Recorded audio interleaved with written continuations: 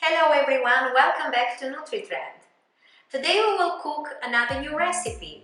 We will make stuffed zucchini with salmon and vegetables, a recipe that is excellent for the hot coming days. So let's cook and let's enjoy together this recipe that can be associated with rice, quinoa, mashed potatoes and whatever you like.